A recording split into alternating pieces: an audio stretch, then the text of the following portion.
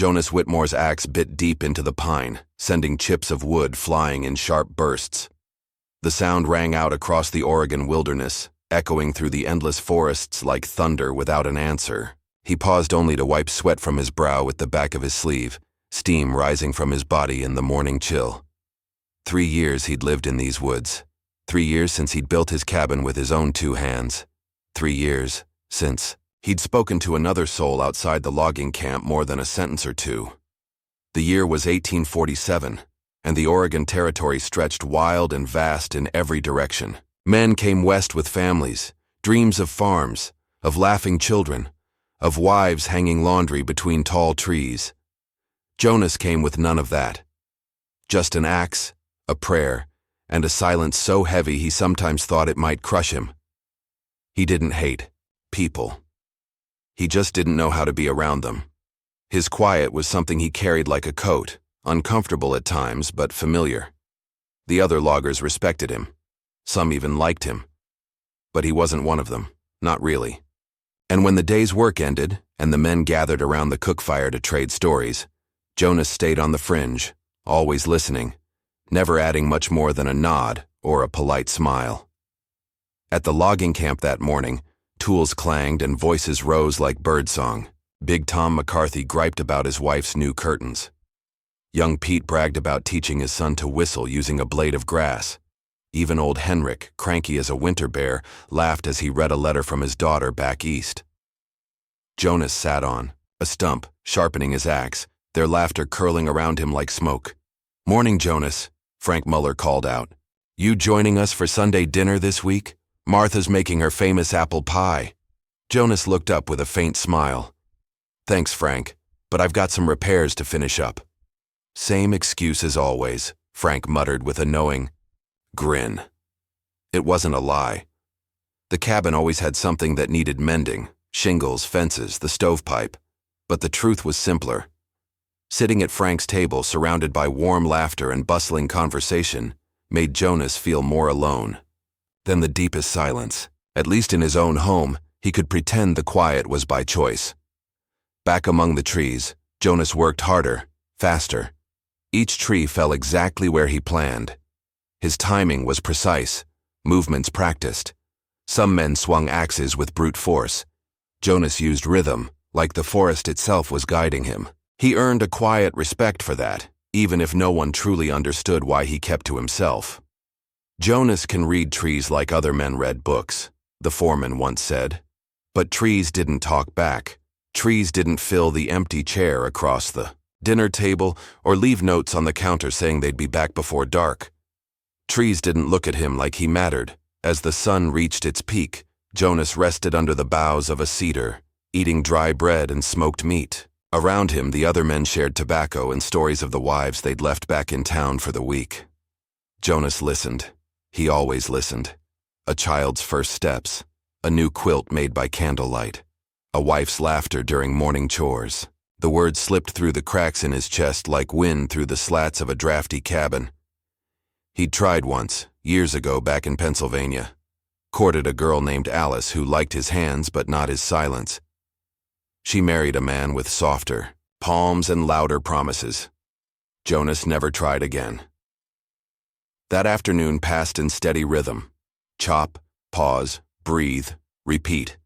His muscles burned, his back ached, and his hands stung from the cold steel. But physical pain was easier to carry than the aching quiet that followed him home each night. His cabin sat in a clearing a mile from the logging camp. Small, solid, built from the same trees he'd felled himself. The roof sloped to keep the snow off. The windows were small but clean. A simple porch, a stone fireplace, one bed built wide enough for two, though it had only ever held one. When he stepped inside, the warmth hit him like a memory. He stoked the fire, filled the kettle, and sat at his small wooden table with a bowl of beans and bread. One plate, one chair, one cup. The books on the shelf were well worn. He tried reading during meals, but even the stories felt too full, too many people, too much life. So instead, he whittled. Tonight, his hands worked on a tiny cradle carved from a pine knot, no bigger than a teacup. The blade moved smooth and sure, even as his thoughts wandered to what he'd say if someone ever needed a real cradle. He never talked to people, but he talked to fire. As it snapped and hissed, he leaned back in his chair and spoke softly. "Long day today," he murmured. "Tom's missing his wife. Pete says his boy learned to whistle." I smiled at that. The fire cracked like it was listening. Didn't say much back, of course, didn't know what to say. What would I even add? He chuckled. "Just once." After cleaning up, Jonas knelt before the small wooden cross mounted beside the fireplace. His prayers had grown simpler with each year. Less words, more hope. "Lord," he whispered, voice barely louder than the wind outside. "I'm not asking for much. Just someone. Someone to share supper with. Someone who won't mind the quiet. Someone who might stay." The flames danced. The wind sighed through the chimney. No reply. He climbed into bed and pulled the quilt his mother had sewn years ago, over his chest. Outside, an owl called once, then again. Somewhere far off, another answered. Jonas closed his eyes and imagined that maybe, just maybe, the wind carried his prayer through the pines to a place where someone might hear it. And, come looking, tomorrow would be the same, chopping trees, smiling politely, pretending the silence didn't echo so loud inside his bones. But maybe, tomorrow would also bring something different. Portland was never a place Jonas Whitmore visited lightly. He didn't like the noise, the stench of too many horses, the way voices echoed off brick and iron. But every few months he hitched up his mule cart and made the 2-day trip from his cabin in the woods to gather what he couldn't grow or chop. Flour, salt, kerosene, sometimes fabric if he dared imagine a different kind of future. The town bustled that spring morning, wagon wheels churning up mud still soft from the last thaw. Market stalls spilled out onto the streets. Folks haggled over everything from onions to horseshoes. Jonas kept his hat low and his stride steady, sticking to alleys when he could. He didn't plan to stop at the corner of Hawthorne and Ash. Didn't mean to hear the shouting, but something in the crowd's energy felt wrong. Next up, strong. Arms, no diseases. And she won't talk back if you're smart. A cluster of men circled a makeshift platform built from crates. On top of it stood a man with a crooked grin and tobacco-stained teeth. His voice slithered through the crowd like a knife's edge. Next to him, shackled at the wrist by a leather strap, stood a girl. She couldn't have been more than 17. Dirty dress, hollow cheeks, bruises like fading ink across her jawline. Her eyes weren't teary, they were dry, like the crying had run out long ago. She didn't beg, didn't flinch. She just stood there like someone who'd stopped expecting anything better. Jonas froze mid-step. The man on the crate laughed. "Come on, boys. Times are hard. You know what a warm body's worth these days? She can clean, mend, cook, and she won't eat much. Her old man's got debts to pay, and she's all he's got left." Jonas heard himself mutter, "That ain't right." An older man in the crowd leered. "What's the starting bid?" $50, the auctioneer said. "And you handle your own transportation." Laughter. Jonas didn't laugh. He hadn't moved. The blood in his veins felt cold, slow. He'd seen suffering before, men broken by frostbite, wolves tearing through livestock, children buried by bad winters. But this was something else. A girl offered up like she was a tool too worn to be loved, but just useful enough to be sold. He didn't think, just moved. He stepped forward, pushing past a man in suspenders and another in a threadbare suit. His boots thudded on the wooden crate like a hammer striking a bell. The crowd murmured, some stepping back, others leaning in. The auctioneer blinked. "You bidding, stranger?" Jonas didn't speak at first. He looked at the girl. She looked. Back he took off his hat. "I'm not here to buy her," he said, voice calm but firm. "I'm here to offer her something else if she says yes." The crowd hushed. "Marriage," he said. "If she wants it. A home. Food. My name." The silence cracked like glass. "Are you mad?" someone muttered. "She's just..." Jonas ignored them. He kept his eyes on the girl. "What's your name?" She hesitated. "Sarah." He nodded once. Sarah. I live in the mountains. I ain't rich. I ain't much for talking. But I'd never hit you. I'd never sell you. And I don't need anything from you you're not willing to give. But if you want out of this, if you want a place where no one looks at you like a number, I'll take you there. You'd be my wife, but only if you say yes. The auctioneer scoffed. That ain't a bid. No, Jonas said. It's a rescue. Sarah stared at him. Her lip trembled just a little. She glanced at the man behind her, her father maybe. His face was red, his jaw clenched. You owe me, the man hissed. No, sir, Jonas replied, turning just enough to meet his eyes. You owe her. For a long moment, the only sound was the creak of wagon wheels passing nearby. Then Sarah nodded. Once. Quick. Almost like she didn't believe she'd done it. Yes, she said, barely above a whisper. Jonas held out his hand. She stepped down, slow and stiff, and placed her wrist, still marked by the strap, into his palm. He turned back to the crowd. It's over. No one clapped, no one cheered, but no one stopped them either. They left in silence, walking side by side. By the time they reached his wagon, Sarah was shivering. Whether from cold or fear, Jonas didn't know. He wrapped a blanket around her shoulders. She didn't speak on the road. He didn't push. He offered water, a bit of jerky, and his coat, when night came. At the edge of the woods, just before the final stretch home, she asked, Why me? Jonas kept his eyes on the trail. Because I asked for someone, and you needed out. That's not love, she said. No, he said, softly, but it might become something close. She said nothing more. That night, they reached the cabin. He let her walk in first. This is yours now too, he said. If you want it. Sarah stood in the doorway, staring at the fire crackling in the hearth. She didn't move for a long while. Then she stepped inside. The days settled into a quiet rhythm. Sarah rose before dawn, same as Jonas, without needing to be asked. She swept the floor with steady strokes, chopped vegetables for stew with practiced precision, and mended worn shirts with stitches neat as pine needles. She didn't speak much, but her hands moved with purpose, like she'd lived her whole life doing chores just to survive. Jonas didn't press her with questions. He wasn't a man who believed in forcing words from someone who held them tight. He simply gave her space, the cabin, the fire, and time. The cabin began to feel different, not louder, but fuller. Jonas noticed the little changes first, the scent of rosemary steeping in hot water, the tidy stack of wood by the hearth that hadn't been there the night before, the way his dinner plate was always warmed before the stew was poured. Sarah didn't ask permission. She just made herself useful, like she believed that was the only way she'd be allowed to stay. In the evenings, they sat near the fire. Sometimes Jonas would carve. He'd taken to shaping a small horse from cedar, smoothing its legs with careful pressure. Sarah would mend his old socks or patch holes in the quilt. Occasionally, he caught her humming, just faintly, like she wasn't even aware of it. Still, something hung between them, a shadow that refused to lift. Sarah's smile, when it came, never reached her eyes.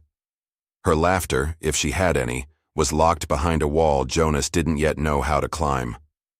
One night, rain tapped softly against the cabin roof. The storm was gentle, not threatening, just enough to quiet the wind and blur the world beyond the window panes. Jonas sat in his rocker, whittling the last details onto the wooden horse. Sarah was at the stove stirring a pot of beans. She moved, slower than usual, one hand pressed to her back. He noticed. You all right? She didn't look up, just tired. Jonas nodded, not sure what else to say. The silence stretched until the beans began to bubble too fast. She pulled the pot from the fire, set it aside, and turned toward him. I need to tell you something, she said, her voice flat but firm. He set the carving down. All right. She sat across from him at the table, fingers twisted in her lap. She stared at the wood grain, not at him. I didn't come here clean. He frowned. I never thought you did. I mean, she swallowed. I'm pregnant. The words landed like a tree cracking in the woods, sudden, loud, and followed by silence so thick it nearly choked the air. Jonas sat still, trying to understand. It wasn't my choice, she said quietly. My father knew. Said no man would ever want me after that. Called me damaged. Said I was just one more problem to get rid of. So he did. Jonas clenched his jaw. She lifted her eyes, meeting his for the first time that night. You offered marriage, a name, a home. But you didn't know this, you deserved to. He didn't speak for a long time. The fire cracked beside them. Finally, he said, How far along? I'm not sure, she said. Maybe 4 months. Leaned back in the chair, exhaling slow. She mistook the pause. If you want me to leave, no, he interrupted. She blinked. I asked God for someone, he said softly. I didn't say how. Didn't say who. Just someone who might need what I had to offer. And maybe this is how the Lord answers. Tears welled in her eyes then, not because she was afraid, but because for the first time in years, she wasn't. You don't have to raise it, she whispered. I don't see a child, he said, voice roughening, as something to turn away from. She wiped her cheek. You're not angry? He shook his head. Not at you. Jonas stood, went to the small shelf by the wall, and took down a folded piece of fabric. He placed it on the table in front of her. I'd been sewing. This, he said, for the next cold season. Thought maybe it'd make a good blanket for the foot of the bed. Sarah unfolded it. It was rough wool, patchy and uneven but warm. It can be for the baby, he added. She touched the fabric with trembling fingers. You sure? Jonas nodded. I might not know how to be a father, but I know how to care for things, and I know how to stay. For the first time, Sarah smiled. It was small, fragile, but real. That night, she laid the wool at the foot of her bed and curled around it as though it were already wrapped around something new, something small and breathing. Jonas stayed by the fire watching the flames. He didn't know what the future would bring. He didn't know if he'd be enough, but he knew what loneliness felt like, and he knew he wasn't ready to let this girl face it alone. Not anymore. Not when her presence had turned his quiet cabin into something closer to home. The wind shifted by mid-October. It came down from the mountains cold and dry, whispering across the pines like a warning. Jonas knew the signs. Snow would fall early this year, and fall heavy. He doubled his firewood piles and reinforced the lean-to with canvas and rope. Sarah helped where she could, moving slower now, her hand often resting on her growing belly. The silence between them had softened. They didn't need to speak often. They moved as one. Inside, the cabin had changed. It no longer smelled only of pine and smoke, but of bread and boiled herbs. Sarah had rearranged the pantry. She'd sewn curtains. The blanket Jonas had once meant for his own bed now covered a cradle he was carving near the hearth, still unfinished, but waiting. He'd begun to think the world might leave them alone. He was wrong. It started at the logging camp. Jonas had ridden in for salt and nails. He kept his head down, but the glances followed him like shadows. Whispers slipped between swinging axes and boiling coffee pots. Did you hear? Some say she's carrying a bastard. He married her just to save his soul. Jonas ignored, until he couldn't. That afternoon, Frank Muller rode up to the cabin. He was alone, his horse lathered from the climb. Jonas met him outside. Didn't expect visitors, Jonas said plainly. Frank shifted in his saddle, cleared his throat. Figured we ought to talk. Jonas didn't move. Frank dismounted, rubbing his neck. It's just folks in town, they're asking questions about the girl, her condition. Jonas's eyes narrowed. She has a name. Frank nodded. Sarah. Right. Look, I'm not here to meddle, but you're not making it easy for yourself, Jonas. People are saying things. I know, Jonas said. I hear them. Frank hesitated. You could send her somewhere safe, until the child comes. Jonas stepped closer. Is that what you'd do with your Martha? That's not fair. It's not right either. Frank looked away. The way people talk, I don't give two spits how they talk, Jonas snapped. I care how I treat the people under my roof. Inside the cabin, Sarah stood near the window watching. She didn't flinch, but her jaw was set like stone. Frank raised his hands in surrender. All right, I just came to say my piece. Jonas nodded once. Now you've said it. Frank left without shaking hands. Over the next few days, others came. Henrik with a sack of flour and a side of opinion. Young Pete with half a warning wrapped in nervous kindness. Each time, Jonas listened, then dismissed them. They think I'm a fool, he muttered one night. Sarah stirred the stew pot. You're not. They think I married you out of pity. She set the spoon down. Did you? No, he said. I married you because you were worth more than what they saw. She looked at him then. Not with fear, but with something close to trust. That night, the wind howled through the chimney. The next morning, McKenna showed up.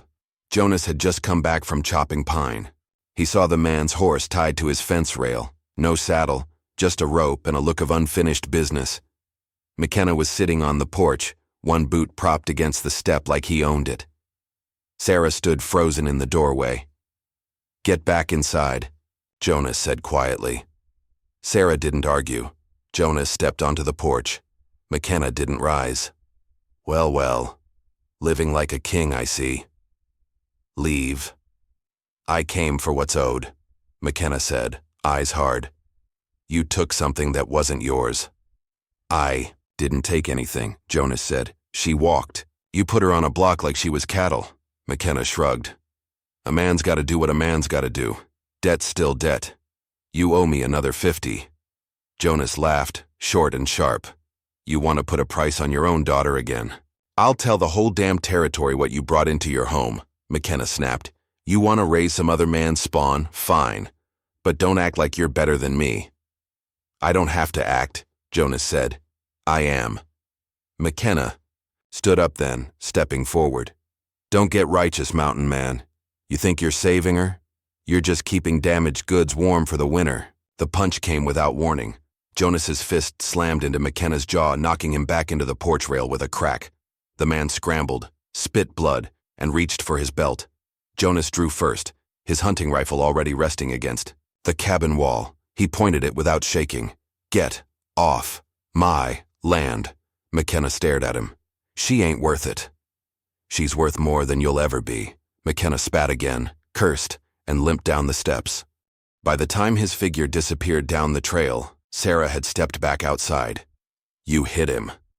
Yeah, and you didn't let him talk. He said enough. She nodded slowly. You really meant what you said? That your family? Jonas asked. She nodded. I meant it the first day. She stepped down from the doorway and stood beside him. The wind kicked up leaves across the clearing. For the first time, they didn't feel alone. Later that week, Jonas went into town. He walked past the smithy, the dry goods store, and the saloon. People stared. No one spoke, but no one mocked him either. Word had traveled, and maybe silence wasn't shame anymore. Maybe, just maybe, it was respect. The first snow came in November. Not a dusting, a storm. It swept down from the mountains with a fury that sealed the world in white silence. Trees groaned beneath the weight. The roof creaked in. The night. Wind howled like wolves denied entry to warmth. Jonas had seen many winters in Oregon, but none that settled so fast, so deep, so bitter. Inside the cabin, fire burned steady. He kept it fed like it was a living thing, his first defense against what waited outside. Sarah moved slower now. Her stomach heavy, her steps measured. She no longer helped with chores beyond sorting beans or mending by the hearth. Jonas didn't ask her to. He cooked more, chopped alone, carried water through snow up to his thighs. She was still his wife, but she was also carrying something more fragile than any chore deserved. They counted the days together, not aloud, but in the scratchings Jonas made with charcoal on the wall beam above the fireplace, lines marking the march of time. Each night, he added one more. On the 29th line, the storm came. It began just after dusk, a slow wind that roared into something furious by midnight. Jonas had stacked wood high beside the door. He'd checked the shutters, secured the barn, even moved the mule into the lean-to closer to the cabin. He was carving by firelight when he heard it. A gasp, sharp, cut off, then silence. He turned. Sarah stood by the bed, hand pressed to her belly, face pale. Then her knees buckled. Jonas dropped the carving, crossed the room in 3 strides, caught her before she hit the floor. She looked up, breath ragged. It's time. He helped her to the bed, heart pounding. It's early. Can't stop it. She gritted her teeth. Another wave of pain came, and this time it bent her like a reed. Jonas gathered towels, blankets, hot water. He'd read everything he could. Watched from a distance once when a logger's wife had delivered in town. But none of it prepared him. Sarah cried out again, this time louder. Her face twisted in agony. She gripped the bedpost so hard her knuckles whitened. Jonas knelt beside her, wiped sweat from her brow. You're not alone. I'm here, she groaned. I can't. I don't know how. You can, he said softly. You're stronger than anyone I've ever known. Time lost meaning. The storm outside raged.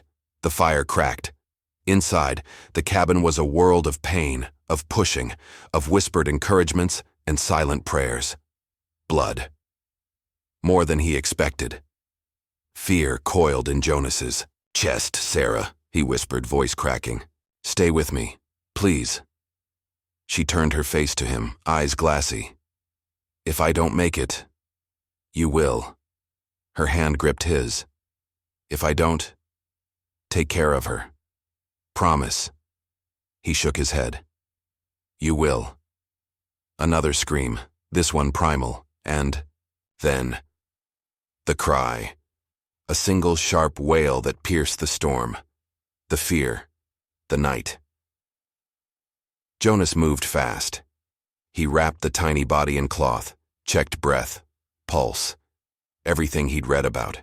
The child was small but pink and screaming. A girl. He turned back to Sarah. She was barely conscious, pale. Tears leaked down her cheeks, but she was breathing. He placed the baby in her arms. A girl, he said, his voice shaking. Sarah looked down, lips trembling. She's perfect. What should we call her? Sarah's gaze drifted to the beam above the fire, the charcoal marks, the long wait. Grace, she whispered. Jonas choked on a breath. Grace. He sat beside the bed, held Sarah's hand in one, cradled Grace in the other. Outside, the storm quieted, as if the sky itself had bowed its head. He looked at the baby, eyes blurring. I prayed for a family, he whispered. And here you are. For the first time in his life, Jonas Whitmore wept. Not from loneliness, not from pain, but from joy, raw, undeserved, and holy. The fire glowed beside them, a cradle of warmth in a world of cold, and in that cabin, a family was born. Spring didn't arrive with fanfare in the mountains.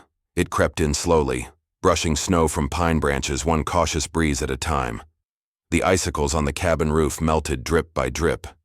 The path to the creek became walkable again, muddy but promising. The cold no longer bit, just nipped and then retreated. Jonas felt it first in his hands. For the first time in months, his fingers didn't ache when he split logs. The sun warmed his shoulders as he worked shirt-sleeved in the yard, splitting wood with rhythmic precision. Each swing of the axe sounded less like survival and more like a song. Inside, the cabin breathed life. Grace had grown fast, faster than Jonas ever imagined a baby could. Her cries were strong, her grip stronger. Her hair was dark and soft, her eyes bright as mountain skies after rain. She giggled when the light caught the window just right and kicked her feet whenever Sarah hummed. Sarah smiled more now. The haunted look that once clouded her gaze had faded, replaced by something fragile, but real. Contentment, not without memory, of pain, but no longer ruled by it. Each morning she nursed Grace by the hearth, rocking slowly in the chair Jonas had carved for her during the long nights of winter. The same fire that had once crackled against snow and storm now warmed a home made of new beginnings. Jonas kept busy with the land. The garden had to be tilled, the fences mended. The mule still needed feeding, and the shed roof leaked something fierce every time it rained. But he didn't mind. Work felt different now, no longer a way to outrun the loneliness, but a gift he could offer to the life inside that cabin. Still, the town hadn't forgotten. Whispers still traveled in tight circles. Men in the saloon still raised their brows when Jonas came in for coffee or rope or nails. But something had shifted. Respect, maybe. Or quiet acceptance. People saw how he looked. At Sarah, how careful, how steady. They noticed the way he never raised his voice, never let her walk behind him, never left her carrying the heaviest load. They saw Grace, too. Chubby-cheeked, curious-eyed, wrapped in a patchwork quilt, and cradled in arms that held her like she was the finest treasure God ever placed in a man's hands. Jonas didn't ask for their approval, but he no longer ducked his head when passing by.